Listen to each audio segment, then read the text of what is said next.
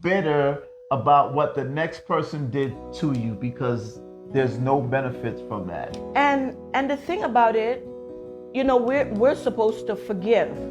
But a lot of times we say, I forgive you, but you don't feel it.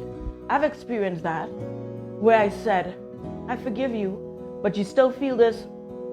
If the person's name is mentioned, let's keep it real.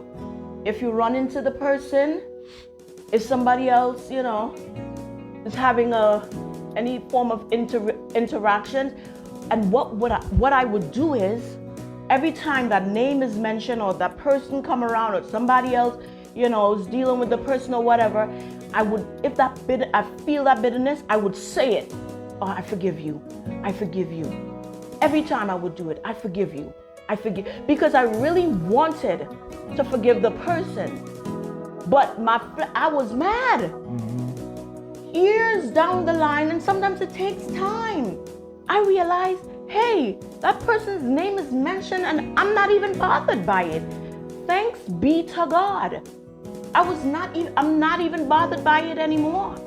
I'm not. So to keep it real, we say, oh, forgive, you got to forgive and move on. You forgive, and sometimes that it's still there. You just said something that reminded me of something. So, true story.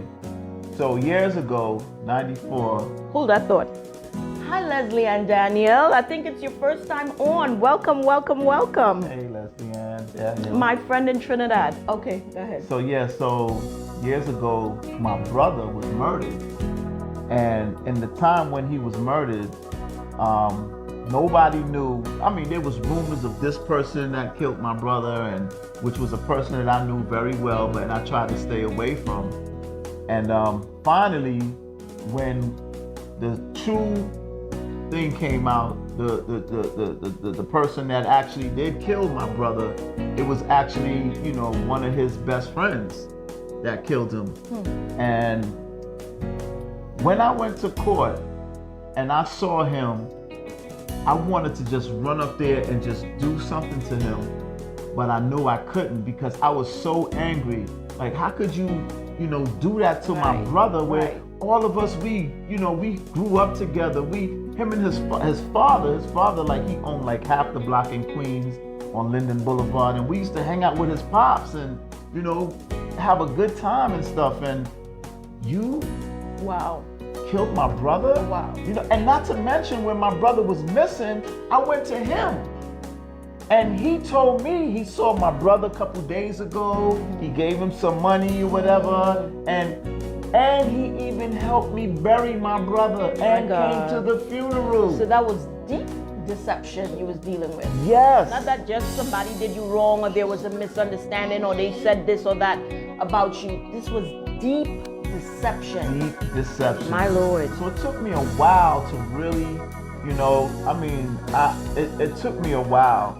But, during that time, I wasn't even... You wasn't saved. I wasn't even saved. You wasn't saved. So, it was different. But then after I got saved and coming into Christ and, getting to understand, don't touch that baby.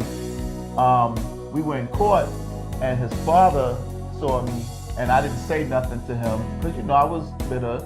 And then months later, he called me and was telling me how he felt saddened for me not talking to him. The father, right? And he said to me, as a father, he said, sometimes we don't know what our children do. Yeah, it's true.